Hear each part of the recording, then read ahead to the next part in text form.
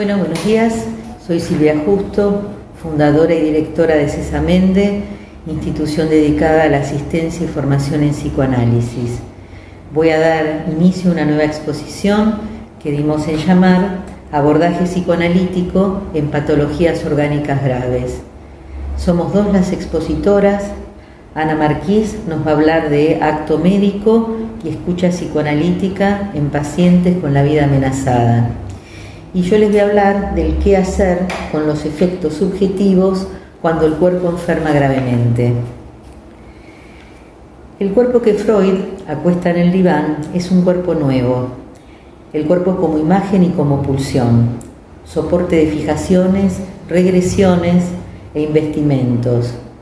Un organismo o cuerpo biológico atravesado por el lenguaje, base material sobre el que se asienta lo real de la vida.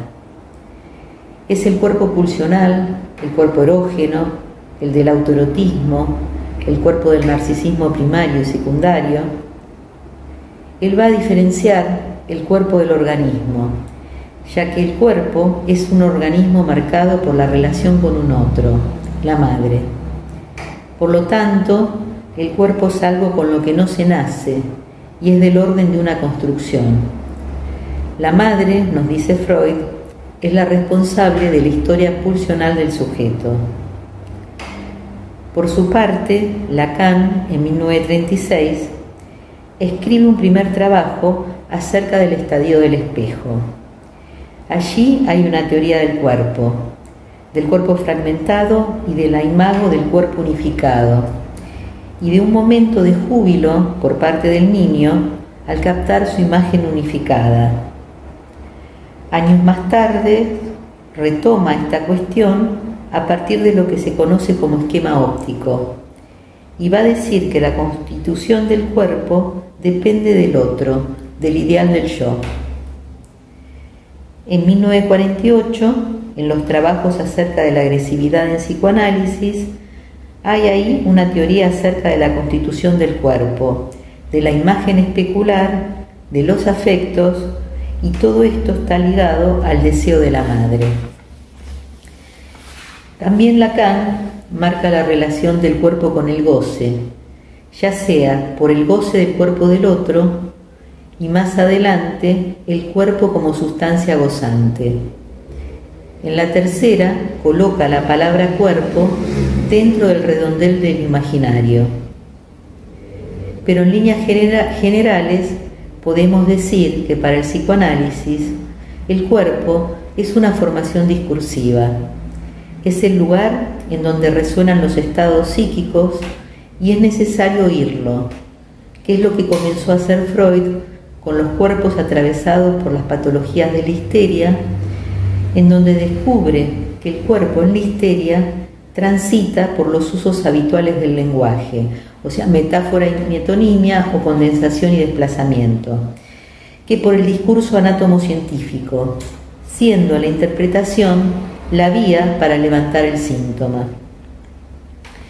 El problema en la neurosis obsesiva es tener que vérselas con su cuerpo, soportar un cuerpo que él preferiría estatua o cadáver, cuerpo inmovilizado por la pulsión de muerte, pasivizado, un cuerpo que hace un ruido particular, el constante ruido de sus pensamientos, de sus cavilaciones parasitarias, que suelen muchas veces cobrar un tinte hipocondríaco. La angustia, a diferencia de la histeria, pasa al pensamiento a tal punto que son pensamientos erotizados, lugar por donde un analista no tiene que intervenir, siendo muchas veces operativo entrar por la duda, ya que allí se puede localizar el sujeto a través de la vacilación. En la fobia, la angustia puede manifestarse en síntomas como vértigo, perturbaciones de la función respiratoria, falta de aire, ahogos, taquicardia. Es habitual que en la fobia se pierda el registro de la angustia, propiamente dicha, como experiencia psíquica, quedando solo el registro de sus correlatos somáticos. En las neurosis, tanto Freud como Lacan van situando con precisión el síntoma y el goce que se localiza en él. Goce del síntoma que habita en el cuerpo marcándolo, siendo este el testimonio de la falla del orden simbólico y siendo su soporte el cuerpo. Por eso el goce del cuerpo no se puede perder del todo, por ser irreductible al significante. El cuerpo siempre tiene algo. Veamos ahora cuál es el abordaje psicoanalítico posible en pacientes en donde el soma o el cuerpo biológico enferma gravemente. Se puede presentar en cualquiera de las tres estructuras. Yo voy a abordar lo que tiene que ver con la estructura de base neurótica, ¿sí? Y en estos casos los sujetos no consultan espontáneamente. Son derivados por reumatólogos, oncólogos, infectólogos u otros especialistas, presentando patologías que afectan al cuerpo, a la combinatoria narcisista y donde el sujeto del significante no está implicado. Esta clínica se convierte en una zona despoblada de los caminos que señaliza el significante y sus equívocos. Se trata de pacientes no de analizantes, que no demandan, que sufren, que no disponen de la palabra, de los síntomas y de los sueños, en que los neuróticos lo hacen mediante la puesta en juego de un discurso analizante. Es una clínica en donde la exclusividad de la metáfora se detiene, en donde lo simbólico queda reducido a su mínima expresión, siendo el relato pobre en metáforas y donde no hay interrogación. Si el cuerpo es un lugar de goce y una lesión de órgano es un modo particular de gozar, habría un goce local autoerótico parcial. Para Freud, el autoerotismo es una tendencia en que la actividad sexual no se orienta hacia un objeto, sino al propio cuerpo. Es anterior al narcisismo y se trata de la búsqueda de un placer ya vivenciado en la relación con la madre. El goce autoerótico es anterior al estadio del espejo, anterior a la imagen unificada del yo. Como modalidad de goce se corresponde con una zona parcial del propio cuerpo, la zona erógena. En este tipo de goce local autoerótico parcial no encontramos un sujeto barrado que interroga la demanda del otro, sino que se trata de una serie metonímica en la cual un dolor borra al otro. Dolor corporal que escapa a cualquier metaforización o ciframiento, como aquel del que es susceptible el cuerpo de la histeria. En estos casos, la noción de lo corporal alude a una forma en que no debe ser pensada como signos de un código a descifrar. Freud da cuenta que una persona afligida por un dolor orgánico y por sensaciones penosas resigna su interés por todas las cosas del mundo exterior que no se relacionen con su sufrimiento. Y el enfermo, nos dice Freud, retira sobre su yo todas sus investiduras libidinales. En la introducción del narcisismo cita los versos del poeta Wilhelm Busch acerca del poeta con dolor de muelas, y dice: en la estrecha cavidad de su muela se recluye su alma toda.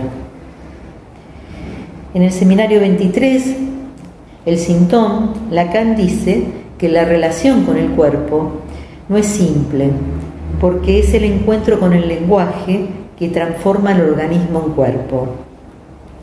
Voy a citar a Lacan en la clase del 20 de enero del 76, en la página 64, dice: el parlet adora su cuerpo porque cree que lo tiene.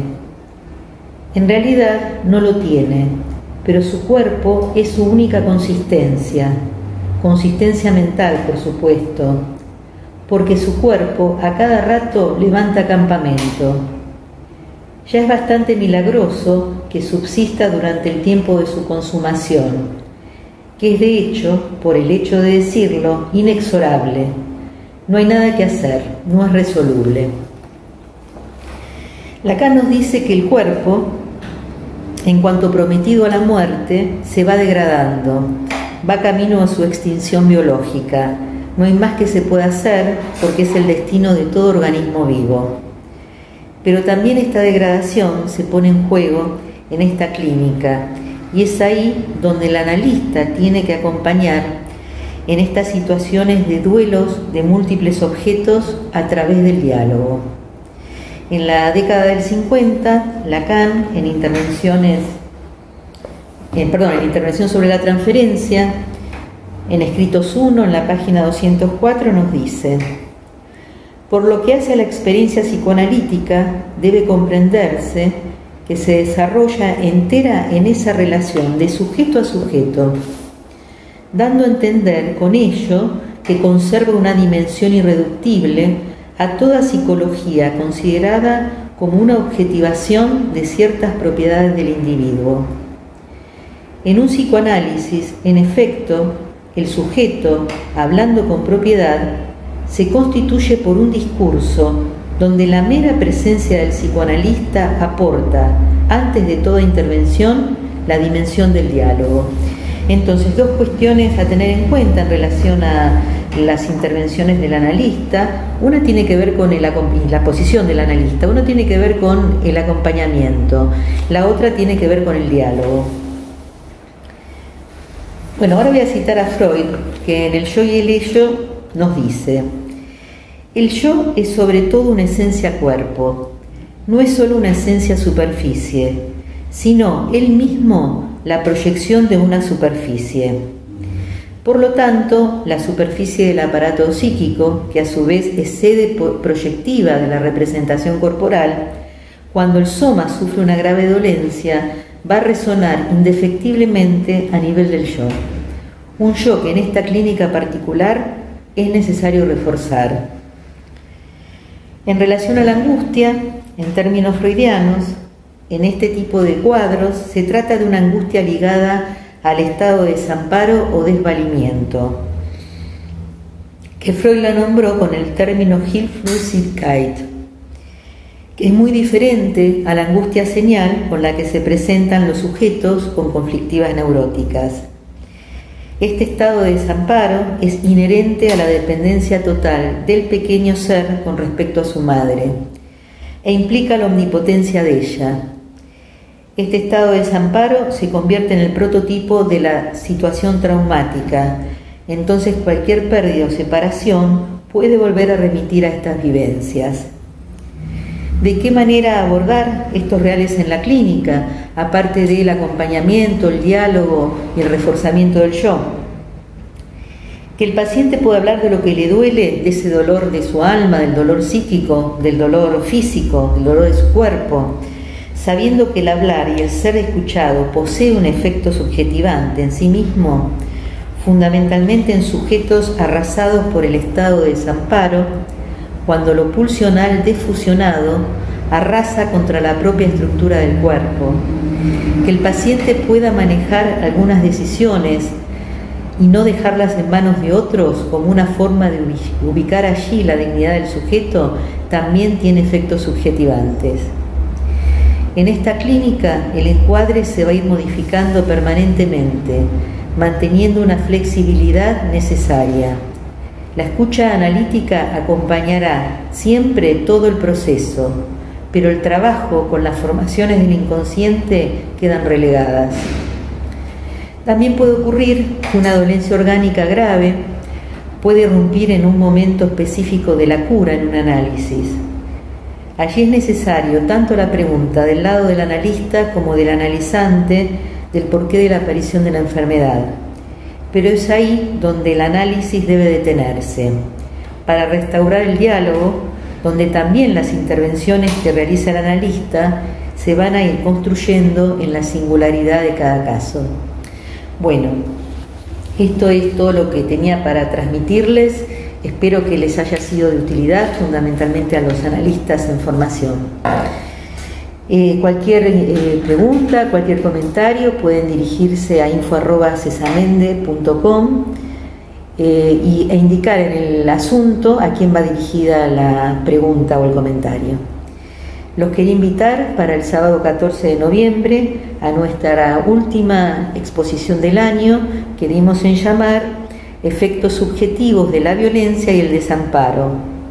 Son 3 los expositores: Graciana Gorris, que nos va a hablar de escuchar a la adolescencia sin prejuicios; Liliana Campaña, de víctimas y victimarios, historias que denigran; y nuestra invitada, Marcela Barilari, nos va a hablar de subjetividad agraviada, caminos posibles para un deseo no nacido.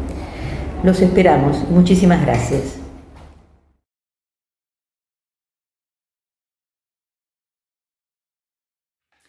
Buen día, soy la licenciada Ana Marquís, psicoanalista, integrante de Cesamende. En estas conferencias voy a tratar el tema que titulé Acto médico y escucha psicoanalítica en pacientes con la vida amenazada. Para entrar en el tema del trabajo del psicoanalista con pacientes con enfermedades orgánicas, voy a comenzar con la teorización que hace Jean Clavrol en su libro El orden médico sobre el abordaje de las interconsultas médico-psicológicas desde el marco teórico psicoanalítico, allí donde se da un particular encuentro entre médicos y psicoanalistas.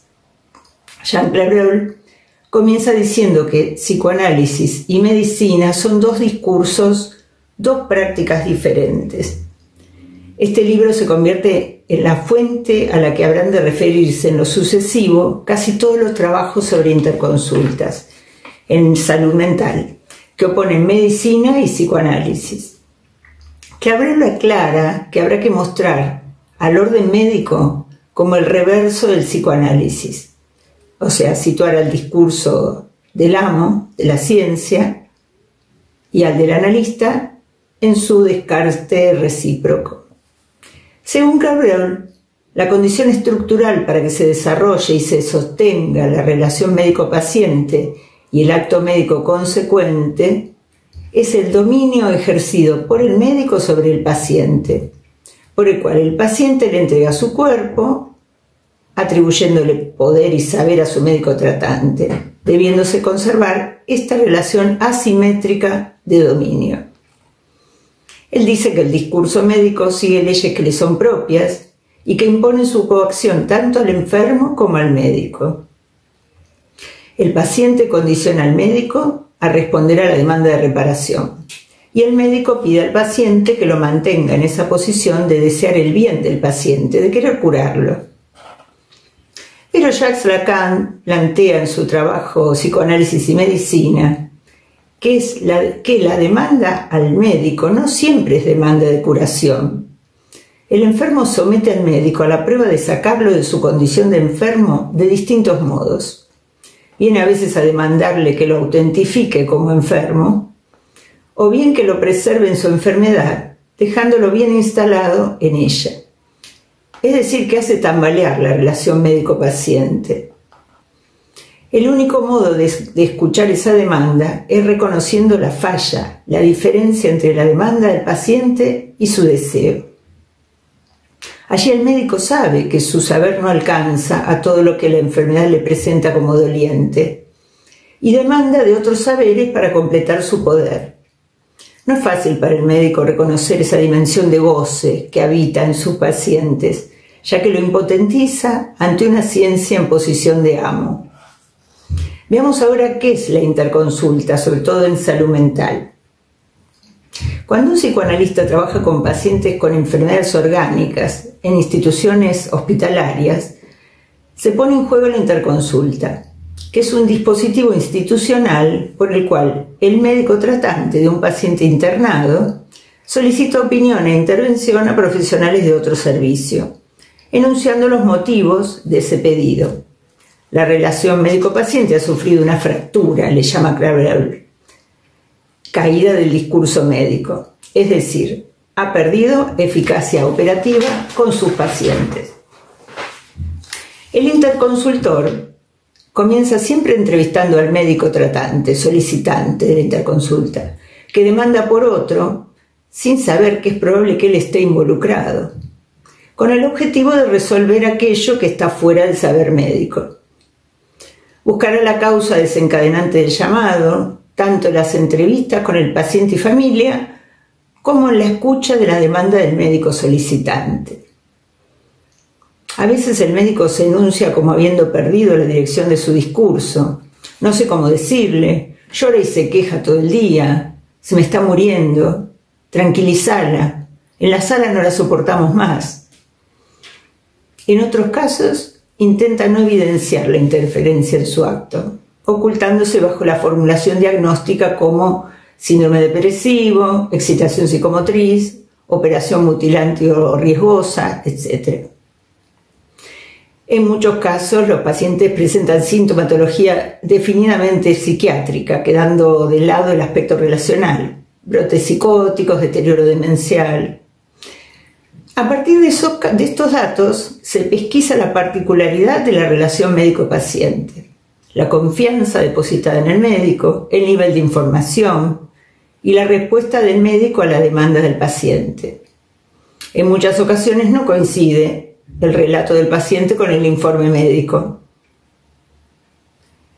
La relación médico-paciente suele quebrarse por dificultades tanto del médico, conflictos con respecto a ciertas enfermedades, problemas institucionales por verse involucrado en actuaciones del paciente, por su historia particular o su relación con la medicina, como también suele quebrarse por cuestiones del lado del paciente, cuestionamientos sobre su médico, su historia en relación a determinadas enfermedades, conflictos familiares.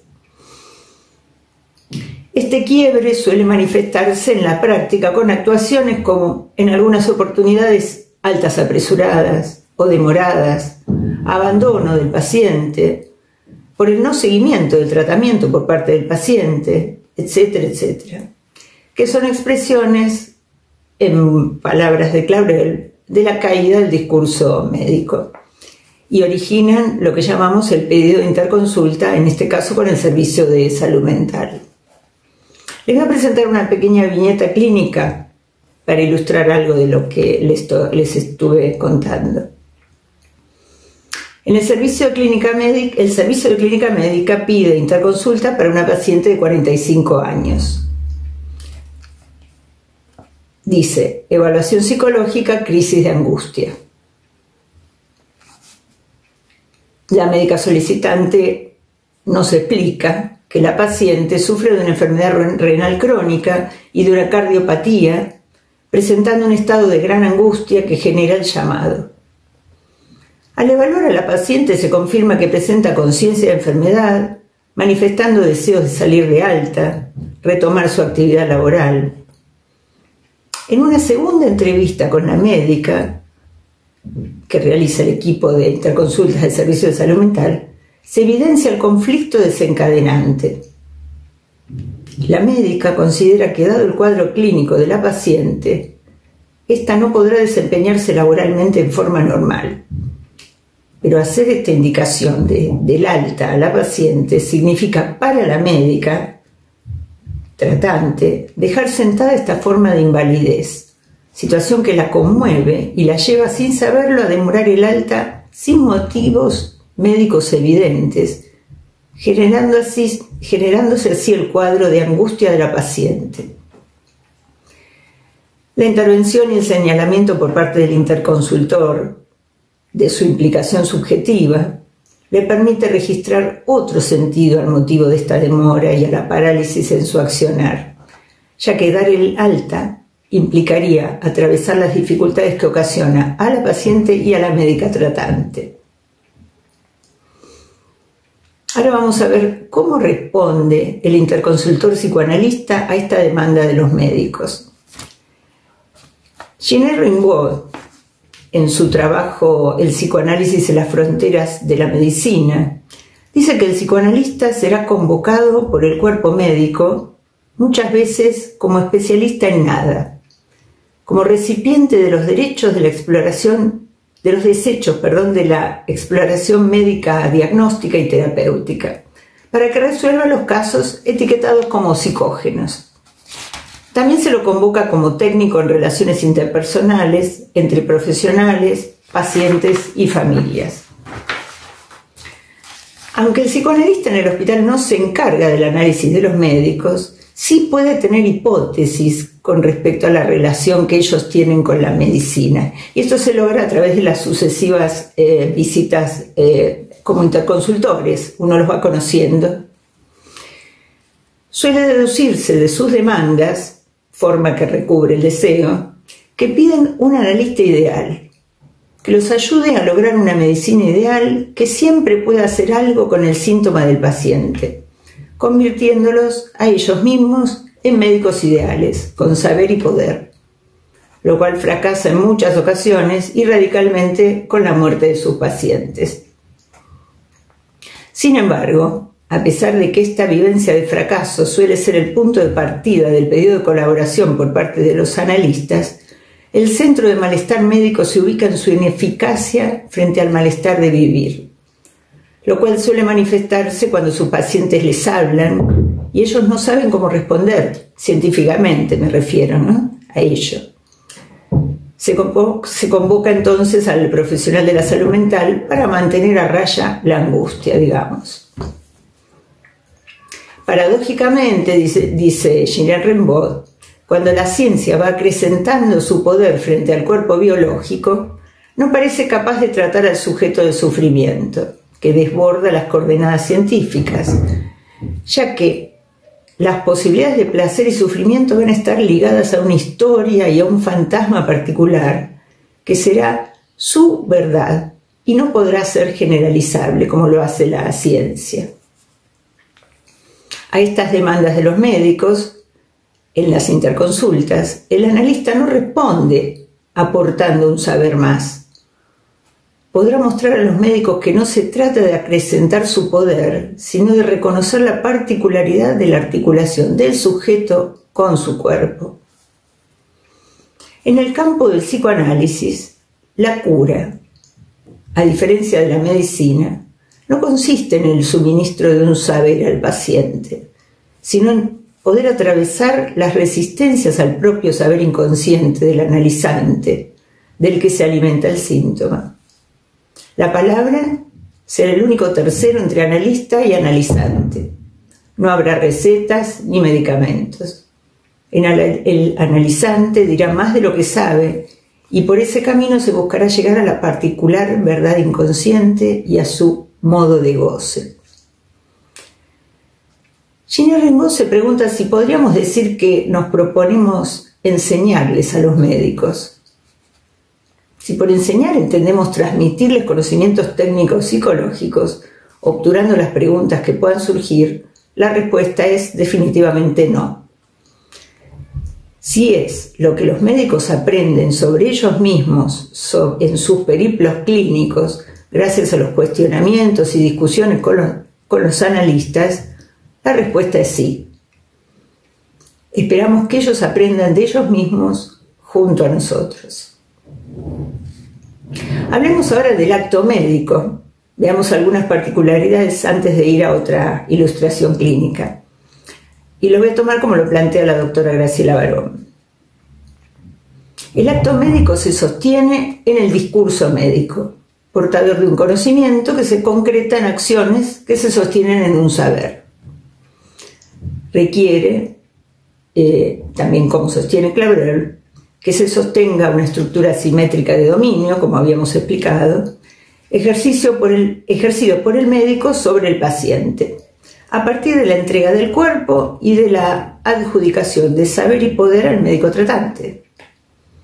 Esto suele ser facilitado por la regresión que genera la enfermedad, con fantasías de muerte, abandono, desamparo, pérdida de autonomía, en las que la situación de dominio tiene una función tranquilizadora. Haga algo por mí, doctor, estoy en sus manos. El acto médico se produce junto al lecho del paciente, del enfermo, en la relación con el paciente, y está sostenido por una particular relación que los analistas llamamos transferencia. Está mediado por la palabra, cuya enunciación pone como sujeto al médico. El doctor no sabía lo que tenía, pero se preocupaba por mí. Ahí es donde emerge la subjetividad médica, que debería estar abolida. El acto médico requiere la exclusión del deseo y de toda subjetividad. Por principio, el médico debería desestimar toda interpretación subjetiva propia y del paciente. Ni usted ni yo estamos personalmente involucrados. Y debe desconfiar de lo que sienta el paciente, salvo cuando pueda ser leído por el médico como parte de la enfermedad, como lo son en la descripción de sus síntomas. El acto médico se confronta con el cuerpo y al tener eficacia sobre el cuerpo, recortando una enfermedad, lo que recorta es goce. El término goce designa el malestar que retorna al cuerpo toda vez que la pulsión se pone de manifiesto. El dolor, el sufrimiento son formas de goce que el sujeto, sin mediación de la palabra, no puede abordar. Bajo una mirada analítica, el acto médico es una respuesta positivizada a la demanda de saber. Quien realiza esta demanda es el paciente y su entorno también. Y llamamos respuestas positivizadas al diagnóstico, pronóstico y tratamiento. Lo que se nomina o se positiviza por medio del recurso simbólico, por la palabra, es una falta, una incógnita que busca ser recortada y nombrada. ¿Qué tiene el paciente? El sujeto deberá entregar el cuerpo, dijimos, para que éste sea estudiado por la medicina. El acto de diagnóstico es básicamente un acto de nominación y de dominio verbal sobre una incógnita. Este acto de dominio permite sustituir el discurso del paciente por el discurso médico. Nominación es nombrar la enfermedad, que pasa a estar incluida dentro de los significantes que constituyen el discurso médico. Incluye una categorización, un ordenamiento. Su función es bajar la angustia del sujeto, otorgarle un sentido a sus sensaciones penosas o dolorosas y plantear un dominio sobre ese nuevo sentido. Lo que ahora tendrá el paciente es una enfermedad ya nominada, aun cuando no se pueda reducir esta enfermedad. En el acto de nominación hay signos que se recortan y otros que se desechan. Por ejemplo, cuando el paciente le cuenta al médico: me peleé con mi marido, me pasó tal cosa, no hay dónde ponerlo dentro del discurso médico, dentro de la ciencia. Y permanecen solo aquellos signos que pueden interpretarse a partir del discurso médico. Un ejemplo típico del acto de dominio se ejerce cuando el médico le dice al paciente: desvístase. En un acto de dominio sobre el cuerpo, dejando al cuerpo inerme, no solamente desnudo. También es un acto de nominación sobre el sujeto que pasa a ser nombrado por su patología. Por ejemplo, la paciente del cáncer de mama, la pancreatitis. Los síntomas en medicina, que son los que el paciente refiere, relata el médico, podrían definirse como el sitio donde se cruzan significantes corporales y lingüísticos. Según Foucault, la mirada médica transforma al síntoma en un signo que se hace visible. Para la medicina los signos no pueden mentir. Crea la convención de un lenguaje común que puede ser reconocido por los interlocutores de una misma comunidad, los médicos. La evolución tecnológica permite identificar el signo con la enfermedad. Hoy en día tenemos biopsias, endoscopías, ultramicroscopía, resonancia magnética, TAC, etc. Pero a partir de allí deberá quedar excluido lo psíquico, la culpabilidad, la vergüenza. El sufrimiento es un signo, entre otros. El dolor es una bisagra frente a la que el médico se asombra de que tenga un componente psíquico. Ahora, por último, les voy a presentar una viñeta clínica que ilustra la tensión entre el furor curandis que caracteriza al acto médico y la decisión autónoma de un paciente competente cuando irrumpe la subjetividad, que es lo que escucha el psicoanalista y que apunta a sostener. El pedido de interconsulta llegó al Servicio de Salud Mental desde Cardiología. Se solicitaba realizar una rápida apreciación diagnóstica a una paciente internada por una descompensación. Sufría de insuficiencia cardíaca, a la cual se le había indicado colocarse un marcapasos que se negaba rotundamente a someterse a dicha intervención. El hijo, que era quien tenía un contacto con el equipo médico, estaba desesperado porque no lograba convencerla. Los médicos presumían que o bien la señora estaba limitada en sus capacidades cognitivas por la edad, tenía 83 años, o bien estaba loca, por decirlo llanamente.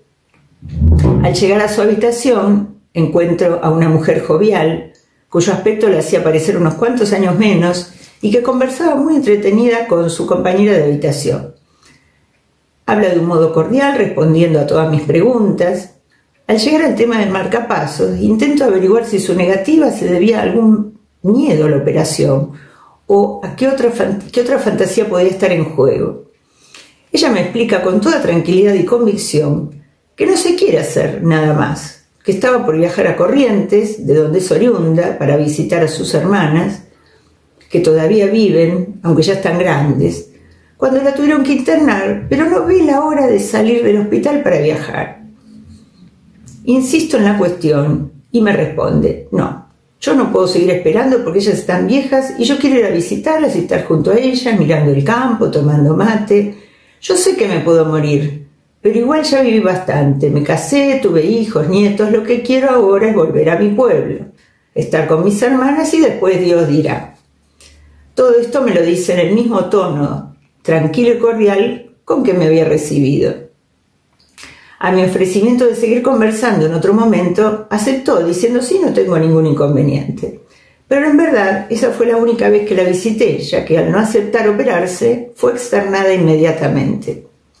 Como es de suponer, el informe sobre los resultados de esa entrevista, en la cual nada sugería alguna clase de desorden mental ni ninguna demencia senil, disparó una controversia dentro del equipo tratante por sus connotaciones éticas. Se plantea aquí una tensión entre el deber del médico en relación con el juramento hipocrático, en su furor curandis, que lo lleva a la preocupación por no poder evitar que la paciente rechace un recurso quirúrgico tan popular y de reconocidos beneficios. Aquí tenemos en juego el principio bioético de beneficencia, que orienta a todo médico. Y por otro lado, el derecho a la autonomía, otro de los principios bioéticos, que es la capacidad de todo ser competente de tomar sus propias decisiones sobre su cuerpo, su salud y su vida. La paciente era competente, estaba lúcida, orientada, sin alteraciones sensoperceptivas, con conciencia de situación y de las consecuencias de sus decisiones. En definitiva, decía Freud, para la sociedad humana es tan inútil el furor curandis como cualquier otro fanatismo. Freud alude a lo ilusorio de pretender suprimir el síntoma a partir de un ideal de curación que no toma en cuenta la función que el síntoma, cumple dentro de la economía psíquica.